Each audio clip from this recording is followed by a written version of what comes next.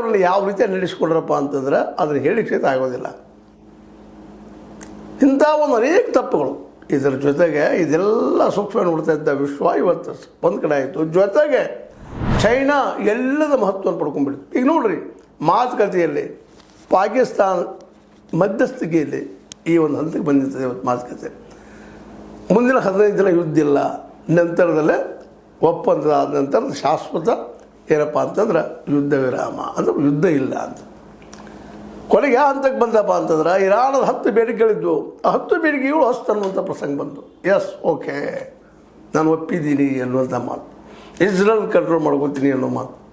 ಇವೆಲ್ಲ ನೋಡಿದಾಗ ಇವತ್ತು ಅನ್ನಿಸ್ತದ ಕೇವಲ ದುಡ್ಡು, ಕೇವಲ ಏನಪ್ಪ ಒಂದು ಶಕ್ತಿ, ಮತಾಂಧತೆ, ಹಣದ ಮತಾಂಧತೆಯಿಂದ ನಾವು ವಿಶ್ವವನ್ನಾಗಲಿ ಜನವನ್ನಾಗಲಿ ಗೆಲ್ತೀವಿ ಅಂದರೆ ಅದೊಂದು ಮೂರ್ಖತನದ ಪರಮಾವಧಿ ಅನ್ನೋದು ಇದು ಸಾಕ್ಷಿ ಆಗಿಬಿಡ್ತೀವತ್ತು.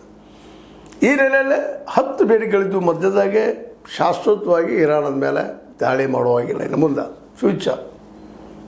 ಎಸ್, ಆನಂತರ ಹೊರ್ಮೋಜ್ ಇರಾನದ ಅಡಿಯಲ್ಲೇ ಇರಬೇಕಾಗಿದ್ದು. ಎಸ್, ದಾಳಿ ಮಾಡುವಾಗಿಲ್ಲ.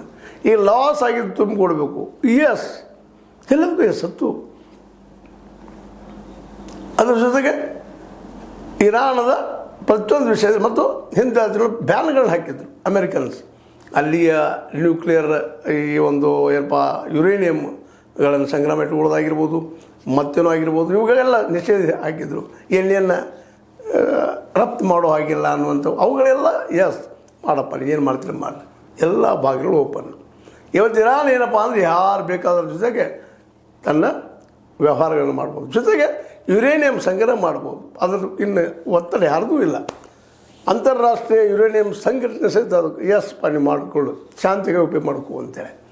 ಹೀಗೆ ಅದು 10 ಕಂಡೀಷನ್ಗೆಲ್ಲ ಇವತ್ತು ಅಮೇರಿಕ ಅಷ್ಟು ಅನ್ನೋ ಜೊತೆಗೆ ಈ ಒಂದು ಯುದ್ಧ ಮುಗಿದ್ರೆ ಸಾಗಪ್ಪ ಅನ್ನೋ ಸ್ಥಿತಿಗೆ ಬಂದಿದ್ದನ್ನು ಗಮನಿಸಿದಾಗ ಇವತ್ತು ಒಂದು ಮಾತು ನೆನಪು ಬರ್ತಾ ಇರ್ತಲ್ಲ, ಏನಪ್ಪ ಅಂತಂದ್ರೆ ಇಲ್ಲೇ ಕೇವಲ ನಾವು ಇಡೀ ವಿಶ್ವವನ್ನು ಬಗ್ಗಿಸ್ತೀವಿ ನಮ್ಮ ಶಕ್ತಿಯಿಂದ, ನಮ್ಮ ಹಣದಿಂದ, ನಮ್ಮ ವಿದ್ಯೆಯಿಂದ, ನಮ್ಮ